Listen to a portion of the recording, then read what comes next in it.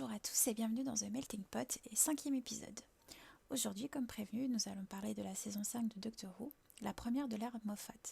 Précédemment, nous étions avec le 10e Docteur qui, après avoir absorbé une énorme quantité d'ondes nucléaires, a forcément été obligé de se régénérer.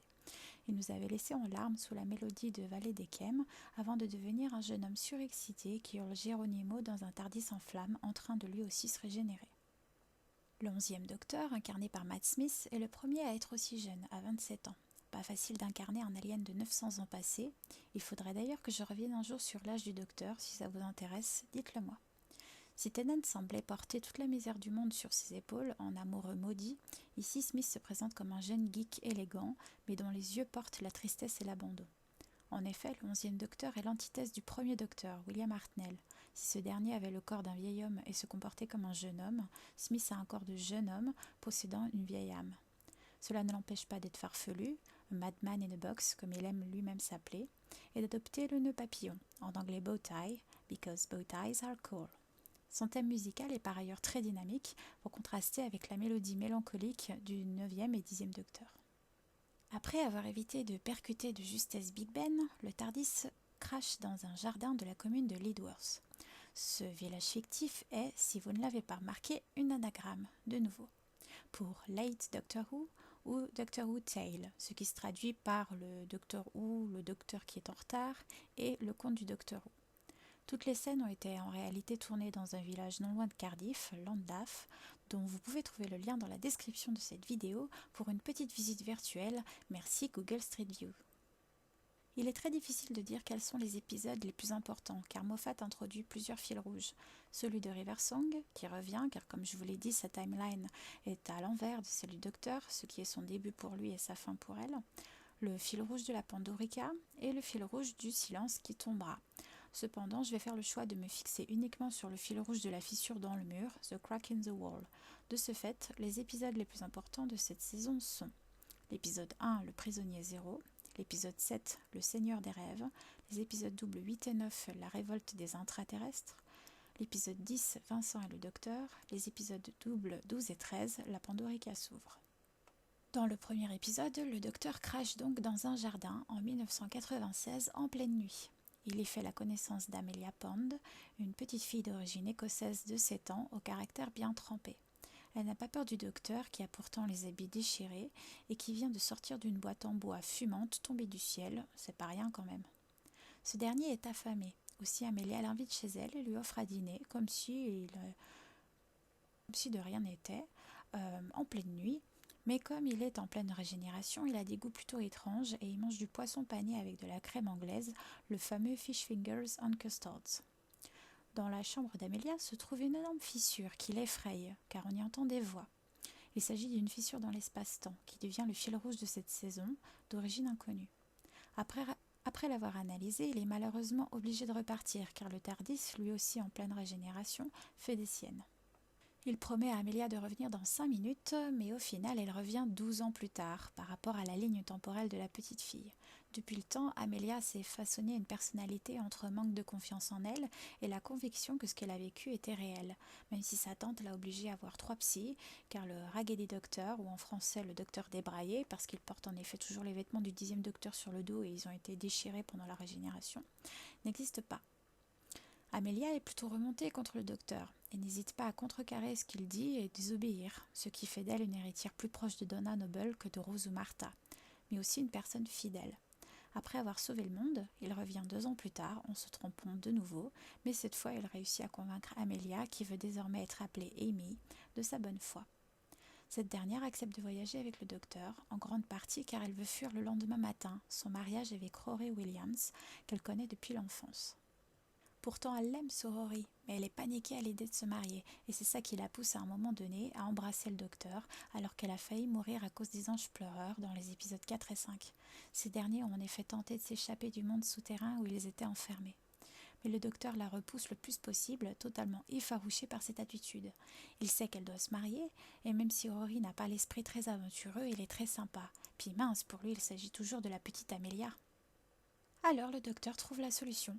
Il invite Rory à les rejoindre pour un pré-voyage de noces à Venise dans l'épisode 6. Bien sûr, rien ne se passe comme il faut, évidemment. Amy est au départ un peu ennuyée d'être avec Rory, mais c'est grâce au voyage effectué dans les épisodes 6 et 7 qu'elle se rend compte qu'elle l'aime réellement. Malheureusement, Rory meurt dans l'épisode 9, tué par une Silurienne, le premier peuple de la planète Terre, appelé aussi intraterrestre, réveillé de leur hibernation à cause d'une foreuse. Rory est aspirée par une faille spatio-temporelle, la même que celle qui se trouve dans la chambre d'Amy depuis son enfance. D'ailleurs, à chaque épisode, nous pouvons voir que la même fissure se trouve partout dans l'espace et le temps. Au départ fermée, elle s'ouvre de plus en plus au fil des épisodes. Tout ce qui entre à l'intérieur cesse d'exister. C'est ce qui arrive à Rory. C'est comme s'il n'était jamais né. Donc Amy, en fait, ne se rappelle plus de lui. Elle pleure parfois sans s'en rendre compte, un phénomène que lui fera remarquer Vincent Van Gogh, alors qu'elle et le docteur se trouvent avec lui.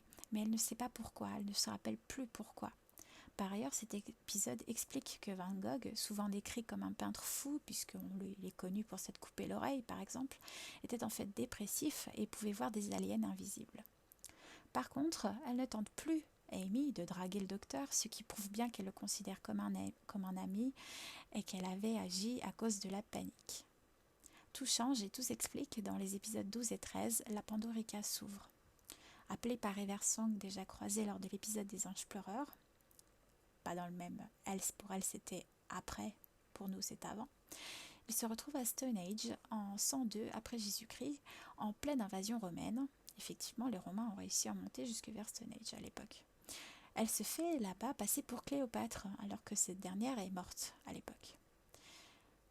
River montre au docteur une peinture inédite faite par Van Gogh, nommée La Pandorica s'ouvre. Celle-ci montre explicitement le Tardis en train d'exploser, ainsi que les coordonnées où il se trouve. Sous les rochers de Stone Age, il découvre la Pandorica, une prison mythique censée pouvoir enfermer le personnage le plus dangereux de l'univers. Mais la Pandorica n'est pas discrète, et en s'activant, elle émet à travers le temps et l'espace qu'elle est en train de s'ouvrir, en mode « coucou, je me réveille », attirant ainsi l'attention de tous les ennemis du docteur, des Daleks aux Siluriens, en passant par les Cybermen, les Slitheen, les Zygon et les Sontariens, pour ne citer qu'eux. Les soldats romains sur place ne sont pas très chauds pour aider, sauf un qui s'avère être Rory, appelé d'ailleurs Rory the Roman par le docteur. Juste après sa mort, il a été téléporté à travers le temps et l'espace, devenant un soldat romain en conservant tous ses souvenirs, tout en acquérant les souvenirs d'une enfance romaine jamais vécue. Après un discours très éloquent, appelé The Pandorica Speech, dont je vous donnerai le texte en fin de vidéo, le docteur parvient à tenir à distance pendant un petit moment ses ennemis. River en profite pour voyager dans le temps et découvrir que tous ces événements sont liés à Amy, qui adorait l'histoire de la conquête romaine et le mythe de la boîte de Pandore en étant petite. Pour éviter de tout vous spoiler sur les tenants et tous les aboutissants, je dirais simplement que le Tardis explose bien, contrôlé par une force extérieure à l'origine de la fissure spatio-temporelle en prononçant les mots « Silence will fall », traduit en français par « un silence pesant régnera », que Rory va attendre Amy pendant 2000 ans, mais qu'ils vont finalement se marier, que le docteur se retrouve obligé de provoquer un deuxième Big Bang en se faisant exploser, car la Pandorica a été créée contre lui en fait, et s'effacera de la surface de la Terre et des souvenirs de chacun. Seule Amy a le pouvoir de le faire revenir grâce à sa mémoire, comme elle l'avait fait pour Rory. Le mystère sur les raisons de l'explosion du Tardis reste cependant entier.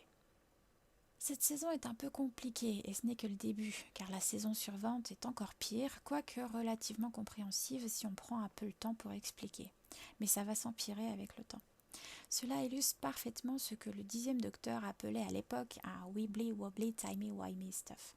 La technique de Moffat est en effet de poser plein d'indices dans le désordre afin d'arriver à un final pétaradant, mais il prend le risque de nous perdre au passage avec tous ces événements. Cependant, le style de Elevens, la verve de Amy, le côté attachant de Rory et agrémenté de la touche aventurière de River forment une nouvelle équipe détonnante, jeune et mystérieuse. Après la solitude, le regret d'avoir tué son peuple, l'amour et la désillusion, le docteur trouve l'amitié et une famille. Cette nouvelle ère va provoquer une véritable Womania. Commencé avec Tennant, beaucoup craignaient que son successeur ne lui arrive pas à la cheville, tout comme cela avait été craint à l'époque lors de la transition entre le 4e docteur et le 5e docteur. Le même processus a été utilisé à l'époque. Elevens est un docteur plus jeune et plus farfelu qui a su créer un univers différent et riche. C'est ce qu'ils avaient fait avec le 5e docteur aussi. Fun fact, ça a été aussi le début de tout un univers parallèle sur les peintures de Van Gogh. Beaucoup de gens se sont essayés à imiter son style et à créer de fausses peintures, incluant le docteur dedans. Merci d'avoir regardé cette vidéo, j'espère qu'elle a été compréhensible car il est très compliqué d'expliquer ce début de bazar et ça risque de se compliquer avec la saison suivante. A bientôt pour la saison 6. Portez-vous bien et à bientôt peut-être.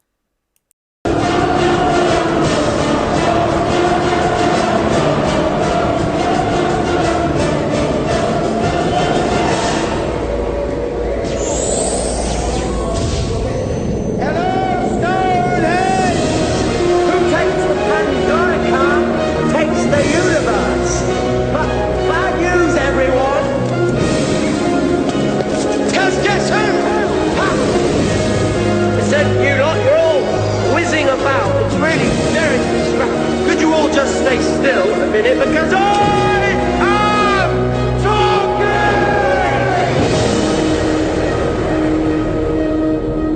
Now the question of the hour is, who's got Pandorica? Answer, I do. Next question, who's coming to take it from me? Come on! Look at me! No plan, no backup, no weapons worth a damn. Oh, and something else I don't have. Anything to lose. So, if you're sitting up there in your silly little spaceship with all your silly little guns, and you've got any plans on taking the Pandorica tonight, just remember who's standing in your way. Remember, every black day I ever stopped you, and then, do the smart thing. Let somebody else try first.